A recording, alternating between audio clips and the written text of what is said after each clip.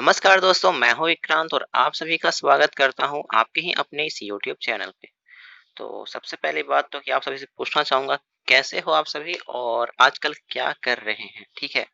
क्योंकि घर से बाहर जाना तो हर किसी का मन होगा और जो लोग बाहर में बेमतलब का, फालतू का घूम रहे हैं, वो अपने साथ-साथ अपने परिवार, अपने आस-पड़ोस, अपने खुद के स्वास्थ्य के साथ खिलवाड़ कर रहे हो और जिनको जिनको जरूरी रहता है बाहर जाना उनके लिए तो खैर अलग ही बात है।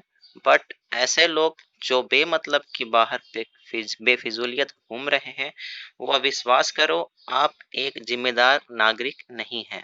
ठीक है? तो इन दिनों आप क्या कर रहे हैं, आप अपने अपने शेड्यूल जरूर कमेंट कीजिएगा।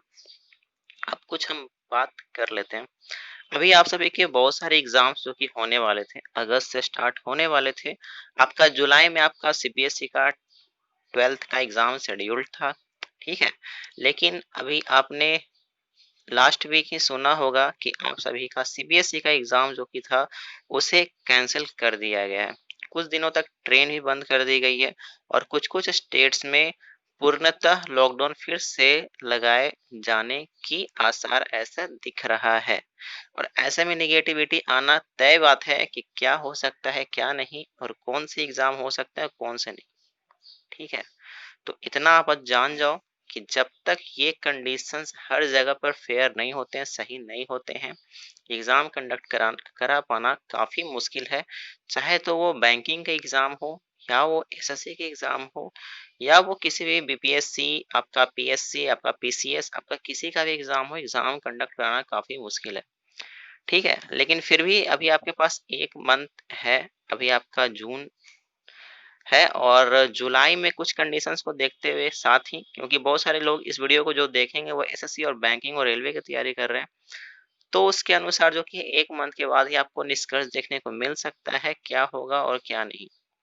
बाकी कंडीशन जो अभी लग रही है वो काफी खराब है और उसके अनुसार तो कंडीशंस खराब लग रहे हैं और इसके अनुसार आपका एग्जाम जो कि है ना के बराबर होता हुआ दिख सकता है। लेकिन अभी जैसे कि कुछ-कुछ एग्ज़ाम्स हैं, आपके बीपीएससी के एग्ज़ाम हैं, अगर ये सब एग्ज़ाम अगर होते हैं, ठीक है? जिसका कि चांसेस काफ़ी कम है, लेकिन अगर होते हैं, तो फिर आप अपने एग्ज़ाम्स के भी फर्दर सोच सकते हैं कि हो सकता है। लेकिन अभी आपको क्या करना चाहिए, वो मैं आप सभी को बताता हूँ। एसएससी ने अपने शेड्यूल में ये बता रखा था कि आपका 17 अगस्त से आप सभी का एग्ज़ाम होना है, ठीक है? अब आप सभी इन सभी चीज़ों को देखते के साथ डिमोटिवेट होकर के आप अपने पढ़ाई-लिखाई को छोड़ देंगे, ठीक है? या हो सकता है कि आप किसी और चीज़ में लग जाएँगे, बट ऐसा आपको नहीं करना है। आपने जिस किसी भी एग्ज़ाम का फॉर्म भर रखा है, आपका वो अगला डेट कोई भी हो, आपका अगर मान लेता हूँ कि आपने सिर्फ़ और सिर्फ़ सीएचएसएल का फॉर्म भर रखा है, 21 अगस्त से आपका एग्ज़ाम होना, अभी से लेकर के 21 अगस्त तक अपने रिवीज़न का शेड्यूल बनाइए और उसे कंप्लीट कीजिए। और भले ही बीच में आपका कोई भी दूसरा शेड्यूल जारी हो जाए कि अब एग्ज़ाम ना हो करके इतने तारीख से एग्ज़ाम होगा, लेकिन ऐसा नहीं करना। आपको यहाँ से लेकर के 17 या 21 जो भी आपका डेट था, उसके अनुसार पे आप सभी को तैयारी करनी है और रिवीजन उसका करते जाना है और सेट आपको आप एक मंथ में आप 6 से 7 सेट दीजिए, ठीक है? वो भी आप सभी के लिए काफ़ी होगा, ठीक? तो इस तरीके से आप सभी को सबसे पहले तो पढ़ाई-लिखाई करते रहना है। अब हम बात करते हैं कोरोना वायरस को लेकर के। तो इसके बारे में एक बात मैं बताना चाहूँगा कि अभी आपके जितने भी बड़े-बड़े स्वास्थ्य जो संगठन जो होते हैं, जैसे कि आपका डब्ल्यूएचओ, फिर आपका इंडिया में भी आपका काम करते हैं कुछ-कुछ, ठीक है? तो इन सभी के अनुसार इस ईयर के लास्ट तक ही जो कुछ होना है वो हो पाएगा, ठीक है? तो इसका ये मतलब नहीं कि कोई भी अपने एग्ज़ाम जो कि कंडक्ट बिल्कुल नहीं करवा सकते हैं, कुछ-कुछ प्रिकॉशंस होते हैं, उन्हें लेकर के वो करवा सकते हैं। और सेंटर अगर आपके पास में बिल्कुल नहीं हो और एक सेंटर पे जहाँ पर 100 लोगों का बैठने का सीट था, वहाँ पर अगर 30 लोगों को बैठा करके एग्ज़ाम लिया जाए, तभी एग्ज़ाम जो कि है पॉसिबल है और इसके ऊपर कुछ ना कुछ गवर्नमेंट तो ख़ैर करेंगी ही करेंगी, ठीक है? तो बाकी ये देखना अलग बात है कि अब करने वाले कौन, क्या मतलब गवर्नमेंट अब क्या कर सकता है और क्या नहीं। लेकिन इसका जो दवा जो कि है, वो अभी इस ईयर के एंड तक ही आने की संभावनाएं हैं, और अगर उसके पहले आ जाए तो खैर काफ़ी बढ़िया है, और अगर नहीं आ पाती है तो खैर मतलब कंडीशंस क्या रह सकता है और क्या नहीं, वो तो खैर आप देख रहे हैं। इन सभी से हमें बाहर कैसे आना है? क्योंकि नेगेटिविटी इतना है हमारे मतलब आस-पड़ोस में, हमारे फ्रेंड सर्किल में, जहाँ पे भी आप बातचीत करेंगे, आपको यही सुनने को मिलेगा इस ईयर एग्ज़ाम नहीं होना है। और इसके कारण होता है क्या, जब तक हमारे पास कोई भी शेड्यूल नहीं होता है, हमें पढ़ने-लिखने की इच्छा नहीं करती है। ये हर किसी के साथ होता है।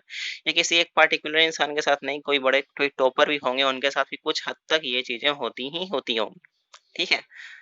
तो इन्हें ओवरकम कैसे करना है? अभी मैंने आप सभी को बताया था कि रिवीजन कीजिए और सेट लगाइए, ठीक है? सेट आप 2 दिन में 1 बार नहीं लगा सकते हैं, क्योंकि अभी आपके पास उतना मूड नहीं करता होगा, लेकिन आप 6 से 7 से 8 सेट इतना तो खैर लगा ही सकते हैं। हर एक वीक में 2 सेट तो कम से कम ज़रूर लगा सकते हैं। इतना आप ज़रूर कर सकते हैं, और इतना आपको करना भी चाहिए, वरना आपको होता क्या है कि आप अगर पढ़ाई-लिखाई से थोड़े से भी हटते हैं पूर्णतः, ठीक है? फिर आप उसको कुछ समय के बाद अगर आप उसे करना भी चाहेंगे, तो वो जो कि है पॉसिबिलिटी नहीं है कि आप उन सभी चीज़ों को कवर कर पाएँ। इसलिए हमें ये चीज़ हमेशा सुझाव दिया जाता है कि पढ़ाई-लिखाई के साथ में खुद को बनाए रखें, और थोड़ा ना थोड़ा आप उसे पढ़ते-लिखते रहें। बिल्कुल ही एक मतलब कि अच्छे से छोड़ देना पढ़ाई को, ये काफ़ी गलत चीज़ होता है। इस चीज़ को ध्यान में रखिएगा। अब हम बात करते हैं कि गवर्नमेंट फॉर्म आएँगी या नहीं? क्योंकि क्राइसिस बहुत ही आपको देखने को मिल सकता है। फिर जॉब्स की किल्लत जो कि आप सुनते आ रहे हो कि प्राइवेट सेक्टर में, गवर्नमेंट सेक्टर में भी आपको देखने को मिल सकता है। जैसे कि आप रेलवे के एग्ज़ाम की आप देख लें, तो रेलवे का एग्ज़ाम में भी सुनने को आ रहा है कि वैकेंसीज़ को जो कि है जल्द से जल्द भरा नहीं जाएगा। तो वो अपना अलग जगह पे मैटर है। लेकिन आप इतना से जान जाएँ, कंडीशन जैसे ही सुधार में आती है, उसके बाद गवर्नमेंट किसी तरीके से एग्ज़ाम लेकर के आपको पोस्ट फिल अप करवाएँगे ही करवाएँगे, क्योंकि उनके पास उतना सीट जो कि है खाली है। अगर वैकेंसीज़ निकली है 30,000 की भी, तो अगर वैकेंसीज़ कम भी करेंगे तो 25,000 20,000 इतने पे ला के छोड़ सकते हैं। लेकिन ऐसा एक ही बार नहीं होगा कि बिल्कुल ही वैकेंसीज़ नील कर दी जाए। हमेशा एक चीज़ का डर बना रह रहा है कि आपका एसएससी में वैकेंसीज़ नहीं आएँगी, और एसएससी में नहीं आएगा तो बैंक में नहीं आएगा, बैंक में नहीं आएगा तो रेलवे में नहीं आएगा। ऐसा कुछ नहीं है, नेगेटिविटी पे इतना ध्यान मत दीजिए। आपने सीपीओ के फॉर्म के बारे में देखा कि 2 मंथ लेट होकर के ही आया, लेकिन आया। इसी तरीके से आप सभी का सीएचएसएल भी आना है, सीजीएल भी आना है, एमटीएस भी आना है। ये सभी के सभी एग्ज़ाम्स में आएँगे वैकेंसीज़, और वैकेंसीज़ जो रिपोर्ट हो चुकी है, ठीक है? आपको देख सकते हैं आप, सीजीएल में 18 वाले में आपका 11,000 वैकेंसीज़ था। वैकेंसीज़ कम नहीं होंगी, वैकेंसीज़ कम तभी होती है जब वो डिपार्टमेंट जो कि है उसे खत्म करके दूसरा डिपार्टमेंट तब्दील किया जाता है, या तो फिर उस डिपार्टमेंट की जगह पे कोई और दूसरा डिपार्टमेंट आता है, या तो फिर उस डिपार्टमेंट में कहीं और से नियुक्ति कर ली जाती है।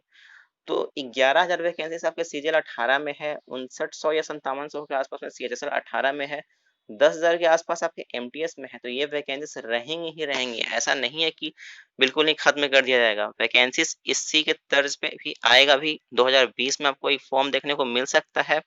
सीजीएल 20 का फॉर्म भी आएगा, सीएचएसएल 20 का भी फॉर्म आएगा, फिर आपका एमटीएस 20 का ही फॉर्म आएगा। ये तीनों के तीनों फॉर्म जो कि ये मेजर फॉर्म है इस ईयर के लिए। भले ही लेट हो जाए, 2 मंथ लेट हो, 3 मंथ लेट हो, 4 मंथ लेट हो, लेट होना तय बात है, ठीक है? ये कन्फर्म मान जाइए कि आपका लेट होना ही होना है।